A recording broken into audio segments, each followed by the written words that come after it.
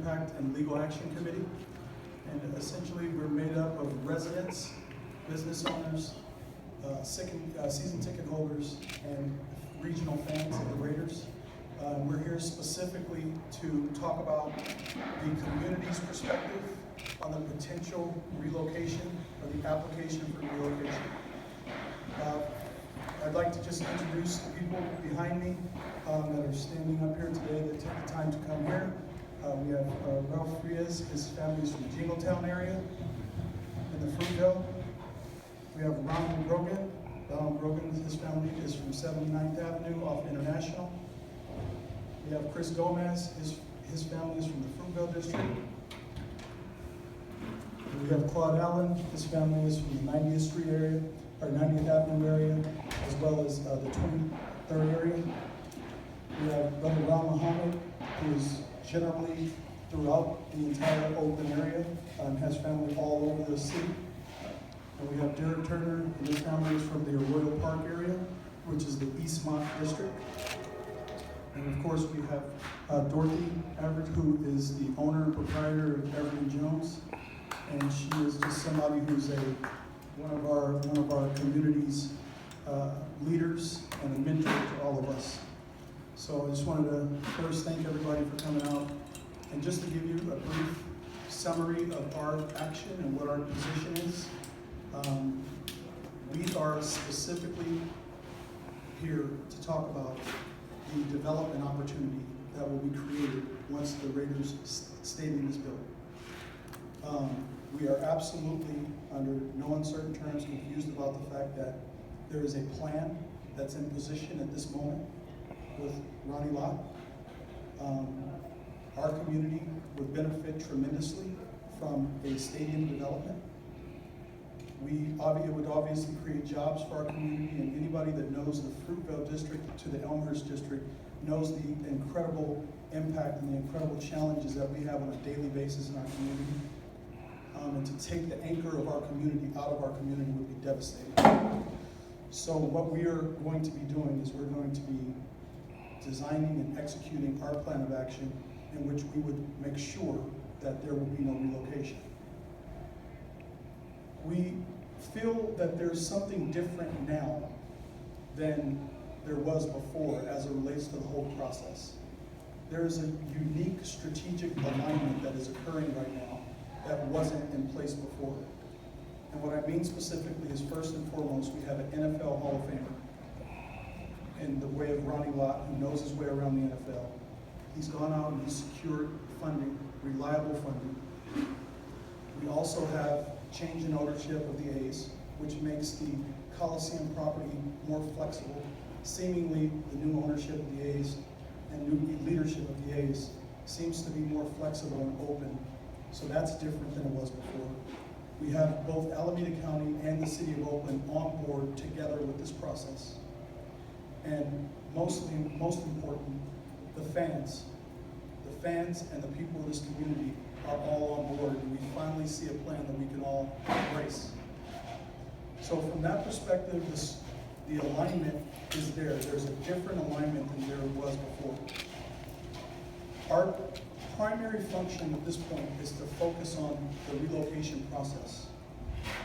We want to make sure that this process does service to us this time around. As we're all aware, in 1982, the relocation process failed us through the way of the NFL. The NFL rejected the Raiders' attempt to relocate to Los Angeles in 1982. And they moved anyway. And so we know what that looks like.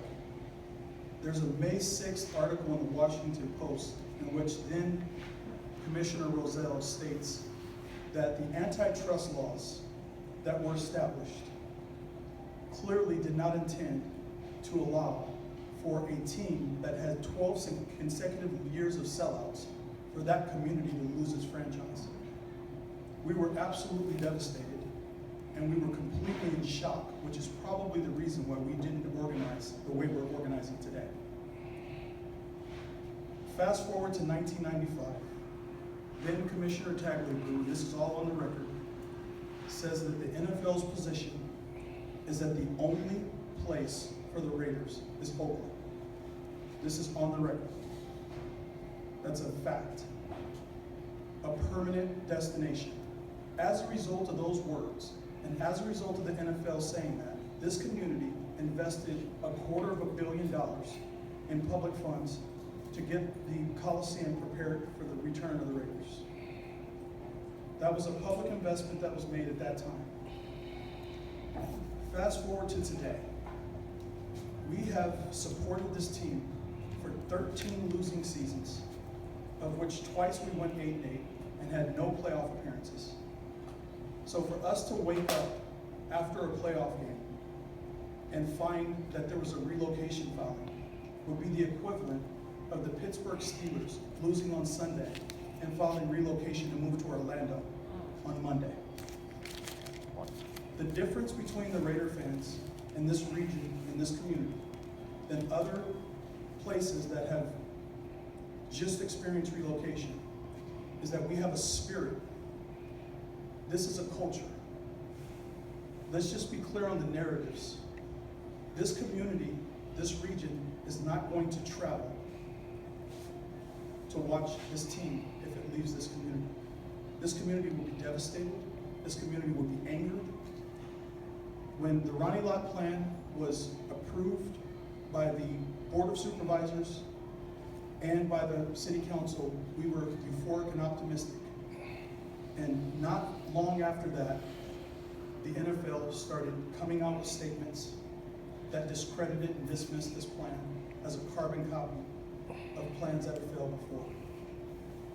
If you were to ever do one thing, you wouldn't want to compare Ronnie Lott, an African-American Hall of Famer who's given his life and his body to the NFL, to Floyd Gephardt. It's two different scenarios, it's two different circumstances. This is a person who has completely embraced this community and brought all parties together. We have no interest in having a fight, a legal fight, but our first step is to find transparency in the relocation process. This process failed us before. This community was failed by this process, so we want to be very, very clear and watch this process closely. What constitutes a valid option? What constitutes that? How do we find out because I've studied Article 4.3 of the NFL Constitution top to bottom. I've read it 100 times. And the relocation piece, it's not plausible if you have a viable option in your home market. It's also not plausible if you've had a successful and profitable football operation.